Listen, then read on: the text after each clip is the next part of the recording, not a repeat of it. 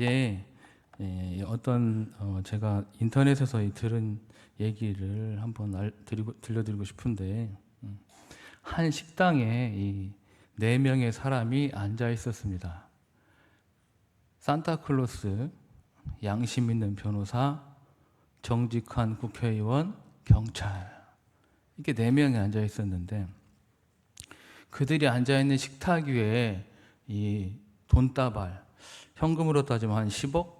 뭐 이 정도 돈다발이 놓여 있었는데, 이제 갑자기 불이 꺼진 거예요. 이제 정전이 된 거죠.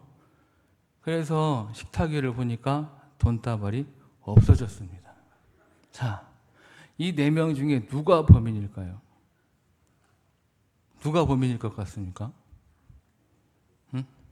네? 다? 자, 정답은 경찰입니다. 경찰. 자, 처음에 제가 말씀드렸죠? 정직한 국회의원. 정직한 국회의원 있나요? 쉽사리 답변을 잘 못 하시지만, 이러죠? 자, 양심 있는 변호사 있습니까? 산타클로스 있나요? 이러죠? 예. 그러니까 경찰밖에 없는 거예요. 예. 그렇죠? 예. 역설적인 거지만 좀 아이러니하면서 좀 마음 아프죠, 그죠? 예. 어쨌든 요즘 세상을 바라보면 참 어쩌다가 이렇게 됐는지 참 걱정스럽기도 하고, 그러는 가운데서 또 하나님께서 역사하고 계시고 또 이끌어 가실 것을 믿습니다. 자, 오늘 마가복음을 함께 보시는데요. 이 마가복음의 저자가 이 2장의 18절과 20절 그리고 21절과 22절에 2개의 덩어리를 가져다가 붙여놓고 이 예수님의 말씀에 대한 설명을 하고자 했습니다. 먼저 18절에 20절에 나오는 이 단식, 금식 기도가 나오잖아요. 그렇죠? 엄격히 따지면 이 단식 투쟁하고 금식 기도는 다릅니다. 그런데 많은 사람들이 이 단식 투쟁을 하면서 하나님 앞에 금식 기도를 하는 사람이 많다는 거죠. 유대의 전통 속에서는 이 하나님 앞에 금식을 했던 이유는 크게 2가지가 있었습니다. 첫 번째는 하나님 앞에 간구를 드린 형태의 금식으로 탄원하는, 원하는 것이 있을 때 하는 금식이 있었고, 2번째는 자신들의 죄에 대한 부족함 또는 공동체의 죄성에 대한 참회와 가슴 아파하는, 하나님, 저희들이 이러한 존재밖에 되지 않습니다. 그러니 저희를 불쌍히 여겨주시옵소서 라고 비는 2번째 금식 기도가 있었습니다. 그런데 이 2가지의 기도 속에는 어떤 형태의 기도를 가지고 있는 우리가 생각해 보면, 오늘 말씀에 나오니 바리새인들은 금식이 뭐라고 합니까? 율법이기 때문에 지킨다라는 것으로 얘기하고 있습니다. 원래 고대 유대인들의 율법은 1년에 한 번만 자기의 속죄하는 속죄일이 있었고, 그때 금식을 하기로 되어 있었습니다. 그런데 이 어떠한 동기를 통해서 자주 일주일에 2번 금식을 하는 유대 문화가 자리를 잡게 되었고, 일주일의 첫째 날과 5째 날에 금식을 했었습니다. 그러다 이제 기독교가 형성되어 가는 과정 속에서 수요일과 금요일에 금식을 했는데, 그 이유는 예수님의 고난을 기억하기 위해서 금식을 했었습니다. 바리새인들이 하는 금식은 자신의 경건성을 나타내기 위한, 과시하기 위한 금식이었죠. 그래서 요한의 제자들이 자기의 스승이 풀려나기 위한 기도를 하면서 또 요한의 제자는 금식을 했고, 또 자신의 죄를 위해 기도했을 것입니다. 그런데 예전에는 이런 게 많이 있었죠. 성경을 몇 번 읽었느냐, 금식 기도를 며칠 했느냐, 그거에 따라서 어깨뽕이 올라가지 않습니까? 나는 한 달 금식, 일주일 금식 기도, 그거 말도 하지 마. 3주 하지 않은 사람은 한 달 하지 않고는 금식 기도를 꺼내지도 마. 이렇게 얘기하면서 마치 그런 금식 기도를 하고 성경을 몇 번 통독을 하면 신앙이 확 올라가는 것처럼 그런 시대가 있었다는 거죠. 예수님께서는 그러한 사람들에게 의해서 말을 하시는 겁니다. 예수께서 오셔서 이 바리새인들과 요한의 제자들처럼 왜 당신은 경건하게 금식을 하지 않느냐라고 얘기했을 때 예수님은 혼인잔치를 들어서 말씀을 하십니다. 자, 혼인잔치 분위기는 어떻겠습니까? 이제 우즈벡이라는 나라를 제가 한번 설명을 해보면 이 아랍권은 거의 그렇거든요. 이제 결혼식이 시작되면 이 결혼식을 가기 위한 다리를 건넙니다. 근데 그 다리를 건너기 전 입구 앞에서 이 초청받지 않은 사람은 들어올 수가 없어요. 그러니까 초청을 받아야만이 건널 수 있죠. 건너올 수 있고 건너오게 되면 이 파티장으로 들어오게 되는데 결혼식장에 들어오면 신랑과 신부가 자리에 딱 앉아 있습니다. 우리하고 좀 다르죠. 우리는 딴딴딴하고 걸어오는데 신랑 신부가 자리를 하고 있어요. 그리고 하객들이 신랑 신부 앞에서 춤을 추고 노래를 부릅니다. 그래서 이제 유명한 좀 노래 좀 한다는 사람들 불러다가 돈 주고 노래도 시키고 또 하객들을 또 얼마간에 또 돈을 줘서 춤을 추는, 한마디로 먼저 시선을 끄는, 그렇게 하기도 하거든요. 근데 이게 바로 그 아랍권의 문화가 이 지금의 그 이스라엘의 문화와 좀 비슷한 경우가 많이 있습니다. 신랑이 초청을 해야만이 들어올 수 있어요. 그러니까 막으면 들어올 수가 없죠. 열어줘야만이 들어올 수 있으니까. 그래서 이런 잔치집 분위기는 그러면 어떻겠습니까? 우중충할까요? 막 슬플까요? 기쁘겠죠. 기쁘고 신나는 잔치집 아니겠습니까? 그런데 이 잔치집의 주인이 누구냐고요? 예수님. 그렇죠? 신랑을 표현하고 있는 겁니다. 자, 신랑이 예수님이라면 예수님과 함께 기뻐하는 사람들은 누구겠습니까? 예수님과 함께하는 제자들이겠죠. 그렇죠? 그렇다면 예수님과 함께 있는 제자들이라면 기뻐해야 한다는 거죠. 예수님이 함께 하신다면 그 공간, 그 모임, 그 공동체는 어때야 알겠습니까? 당연히 즐거워하고 기뻐하고 축하해야 하는 것입니다. 다시 말하면 자신의 그 구원의 기쁨, 형제됨의 기쁨, 하나님의 자녀됨의 기쁨을 우리는 함께 누리고 만끽해야 한다는 겁니다. 그러니까 교회 밖에서 일주일 동안 짜증이 나고 답답하고 무언가 안 풀리는 그런 일이 있었더라도 교회에 딱 오면 그런 것이 다 풀리고 우리 성도분들을 바라보면 서로서로 바라보면 기쁨이 넘치고 또 말씀을 들어서 또 은혜를 받고 또 나가서 싸울 수 있는 힘을 얻어서 나가야 되는 거 아니겠습니까? 이 바리새인은 그렇게 얘기하는 겁니다. 요한의 제자들도 말하는 겁니다. 너희들도 똑같은 죄인인데 어째서 하나님 앞에서 너희들의 죄를 내놓고 금식을 하지 않느냐라고 얘기했을 때 예수님께서는 말씀하시는 겁니다. 우리는 지금 하나님 나라의 기쁨을 누리고 있는 거다 라고 말씀하시면서 그들이 제일 잘 알 수 있는 비유를 드신 거죠. 결혼식의 잔치를 들어서 20절에서 예수님이 이 말씀을 하셨을 때 그때 있는 사람들은 아마 이해를 하지 못했을 겁니다. 그저 결혼 잔치니까 즐거울 것이고 신랑은 당연히 있어야지 이렇게 생각을 했었겠죠. 그런데 20절 말씀을 보면 그러나 신랑을 뺏길 날이 이르리니 그날에는 금식할 것이라. 신랑이 예수님이라면 신랑을 뺏긴다는 것은 무엇이겠습니까? 예수님이 이제 곧 돌아가신다는 거죠. 예수님이 그렇게 돌아가시고 나면 그때 제자들이 금식을 할 거다라고 말씀하시는 겁니다. 바리새인과 요한의 제자들이 금식을 했던 그런 형식적인 기도와는 달리 제자들이 하는 기도는 통회하고 참회하는 그러한 금식 기도를 하게 될 것이다 라고 주님께서 말씀해 주시는 겁니다. 21절과 22절은 다른 것을 마가가 설명하기 위해서 붙여놨다고 학자들은 평가하고 있는데 이 말씀에서 나오는 낡음이라는 이 말이 있습니다. 이 낡음이라는 것은 무엇을 의미하고 있겠습니까? 두 가지가 형태는 다르지만 약하다라는 겁니다. 낡은 가죽 부대도 나오고 낡은 천도 나오잖아요. 근데 이런 것들은 신축성이 없다는 거죠. 우리 바느질 해보셨으니까 아시잖아요, 그죠? 저도 바느질을 좀 합니다. 믿지 않으시겠지만. 그래서 양말이 떨어지면 양말을 꼬매 신고 다니고 했어요. 근데 이 꼬매서 신고 다니다가도 양말이 떨어지잖아요, 그죠? 그걸 또 꼬매려면 어떻게 되죠? 찢어져요.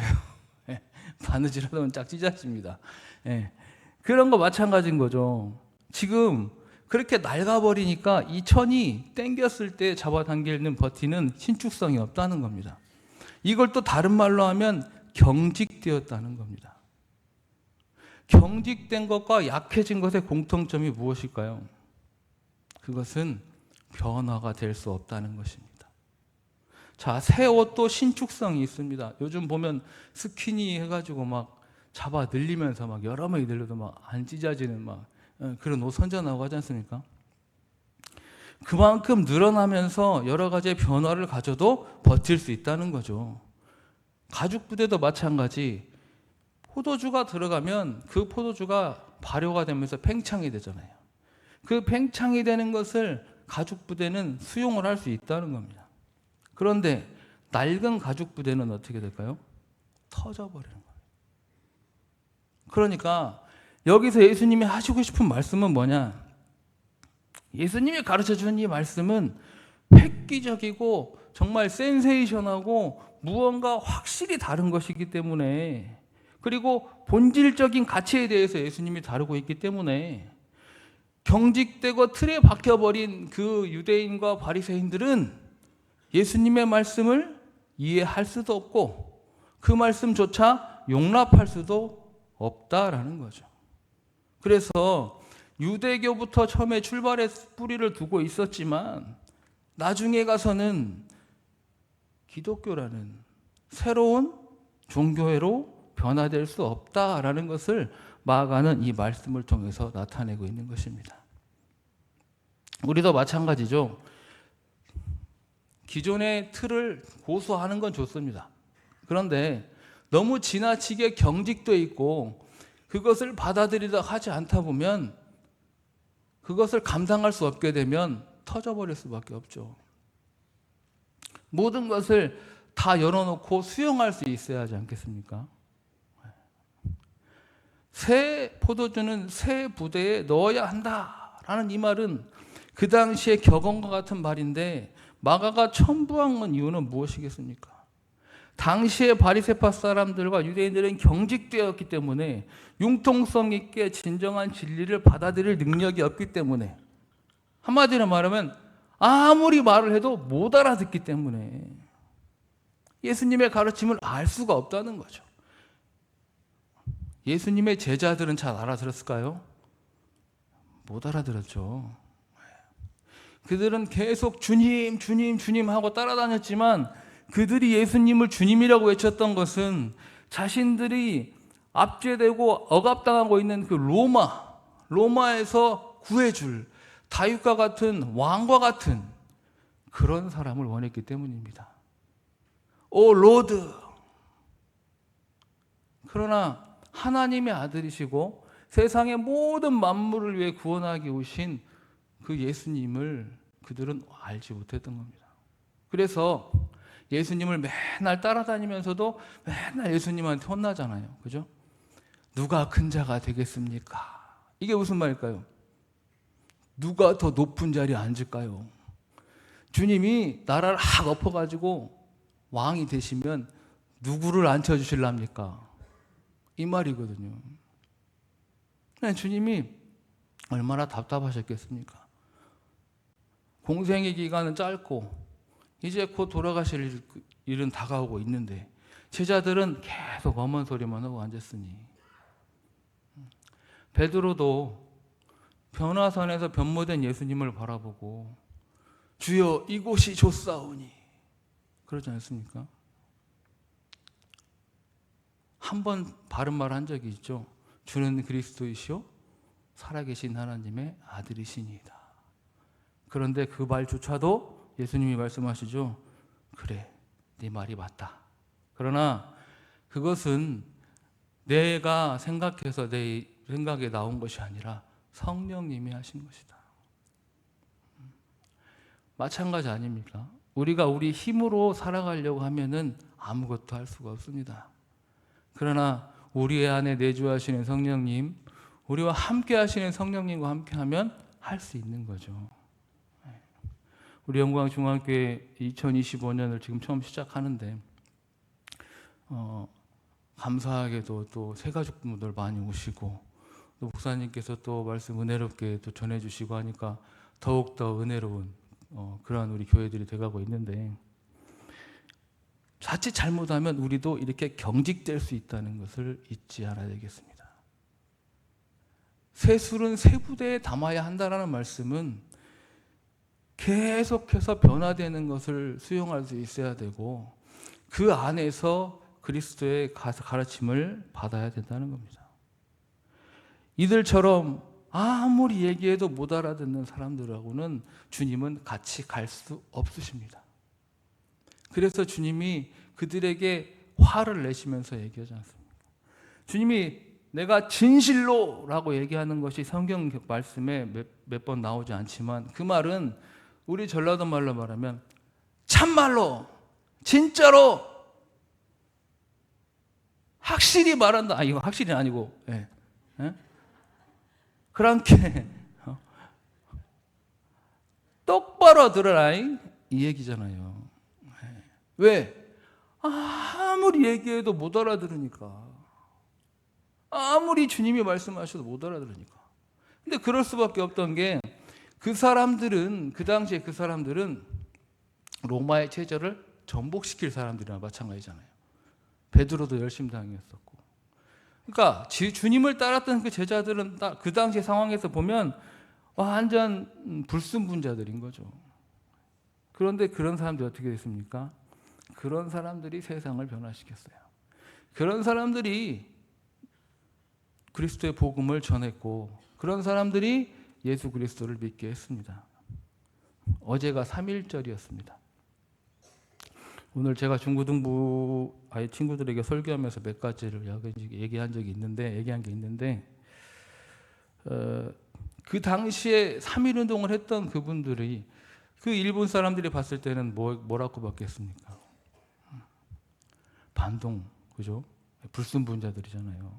그런데 그런 사람들이 비폭력 무저항 운동으로 일으켰을 때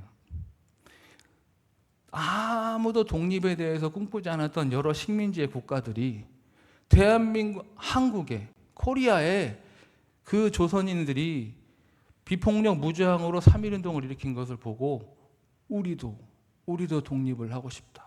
그렇게 해서 무브먼트로 일어나서 세계 여러 나라에서 독립운동이 시작된 겁니다. 우리 대한민국은 그러한 저력이 있습니다. 3.1절을 물어봤을 때 아이들이 쉬는 날이요? 빨간 날이요? 그런 말을 했을 때 우리의 다음 세대들이 나중에 이 3.1절을 어떻게 할까? 정말 마음이 아팠고 그래서 더 거기에 대해서 얘기를 해줬는데 3.1절이 그냥 쉬는 날이 아니잖아요. 그죠? 8.15가 그냥 쉬는 날이 아니지 않습니까? 그런데 우리 젊은 친구들은 정말 어느 순간에 다음 세대가 아닌 다른 세대가 되어가고 있다는 겁니다.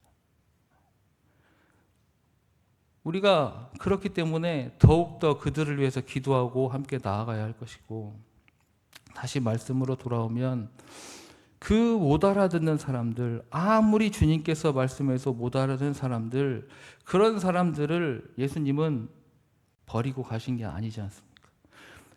우리도 마찬가지. 못 알아듣으니까, 아무리 말해도 못 알아들으니까 버리고 가야겠습니까?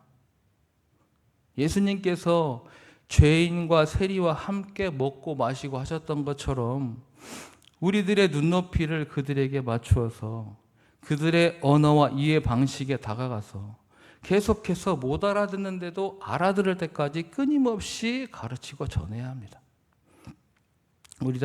우리 교회에서 계속해서 전도하고 있잖아요. 그렇죠?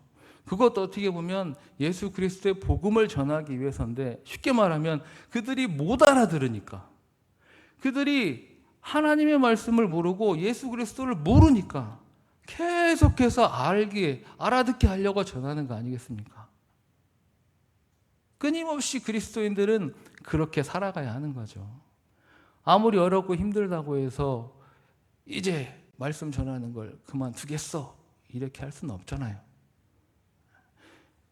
새 포도주는 새 술에 담아야 한다는 거. 새로운 것이 계속해서 들어오는, 그걸 팽창시킬 수 있는 우리의 넉넉한 마음도 필요하지만, 너무나 경직되어 있어서 너무나 우리 것을 고집하다 보면 다른 사람들이 우리에게 들어올 수 없는 그러한 것도 만들 수 있다는 것을 잊지 마시기 바랍니다. 주님께서 이 세상에 오셔서 그 모든 것을 내어주시고 가시면서 끝까지 하셨던 말씀이 있습니다. 서로 사랑하라. 우리 모두가 그렇게 서로 사랑하는 영광중앙교회 성도분이 되시기를 간절히 소망합니다.